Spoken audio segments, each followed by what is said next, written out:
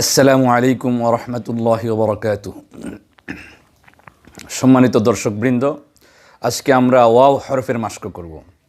কিভাবে ওয়াও হরফটি সুন্দরভাবে মাখরাজ এবং সিফাত অনুপাতে আদায় করা যায় সেটি আমরা প্র্যাকটিক্যাল দেখব। প্রথমে আমরা ওয়াওর মাখরাজে চলে যাই। ওয়াওয়ের মাখরাজ হলো দু ঠোঁট হইতে ওয়াও বা মিম এই তিনটি হরফ উচ্চারিত হয়। ওয়াও হরফটি লিখতে 3 অক্ষর, ওয়াও আলিফ ওয়াও। ওয়াও ওয়াওয়ের মধ্যে সিফাত রয়েছে 6টি।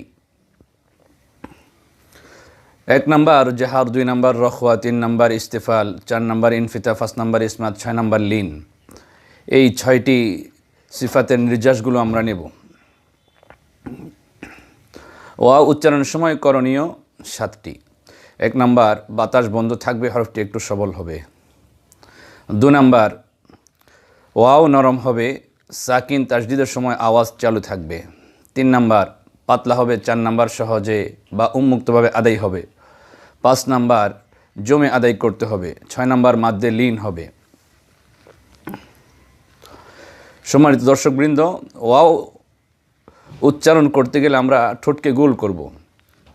ঠোঁটকে গোল করা ব্যতীত ওয়াও উচ্চারণ করাটা এটা একটু মুশকিল বা একটু অসম্ভব। ইদানিং মিশরীয়কারীদের মধ্যে কিছু কিছু ক্ষেত্রে দেখা যাচ্ছে তেনারা অনেকেই ঠোঁটকে গোল করা ব্যতীত ওয়াও উচ্চারণ করেন। যদি কেউ পরিপূর্ণভাবে ঠোঁট গোল করা ব্যতীত ওয়াওকে উচ্চারণ করতে পারেন তাহলে সে করুক, কিন্তু বেশিরভাগ ক্ষেত্রে আমরা যারা আছি তারা ঠোঁটকে গোল করা ব্যতীত ওয়াও উচ্চারণ করাটা এটা একটু কঠিন, অসম্পূর্ণ থেকে যায়। সুতরাং ঠোঁটকে গোল করেই আমরা ওয়াও উচ্চারণ করব।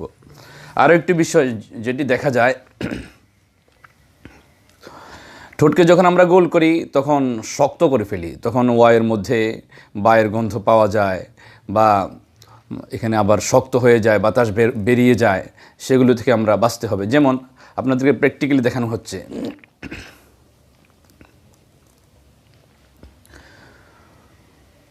ওয়াও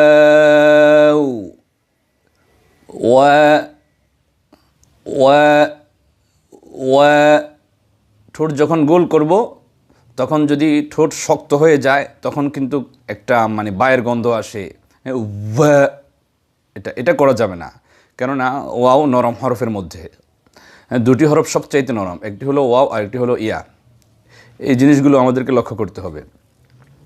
আর যখন জেড দিয়ে বলবো উই উই উই, পেশ দিয়ে উ।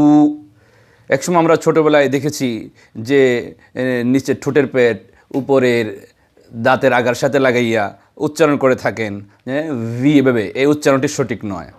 বা এভাবে ভু এভাবে উচ্চারণ করেন, এই উচ্চারণটিও সঠিক নয়, কেননা ওয়াওয়ের সম্পর্ক ঠোঁটের সাথে, দাঁতের সাথে নয়।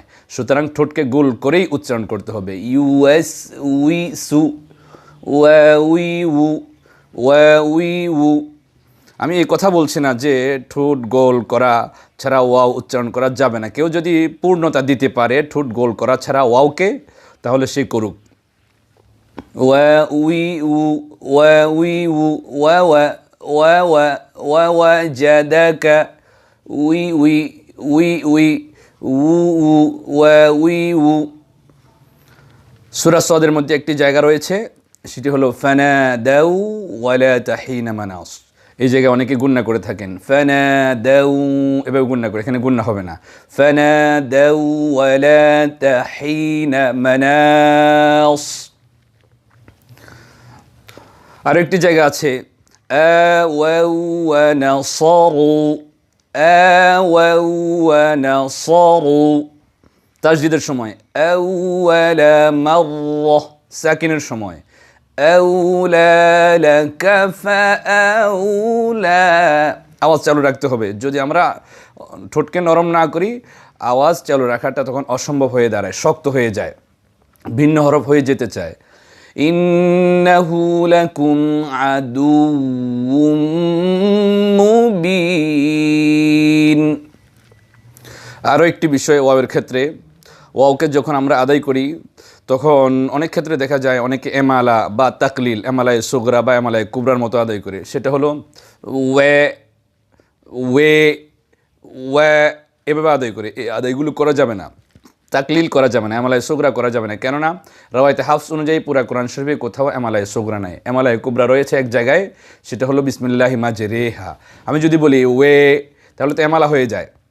সুতরাং বলবো একবার অতিরিক্ত সোজা নেই, ওয়া এটাও করা যাবে না। তাহলে করতে হবে ওয়া ওয়া ওয়া, এর চাইতে একটু নিচে গেলে ওয়া ওয়া, তাহলে তাকলিল। আরও নিচে গেলে ওয়ে, তাহলে এমালা। এই সমস্ত জিনিসগুলো থেকে আমাদেরকে বাঁচতে হবে। সবাই ভালো থাকুন, চ্যানেলটিকে সাবস্ক্রাইব করুন।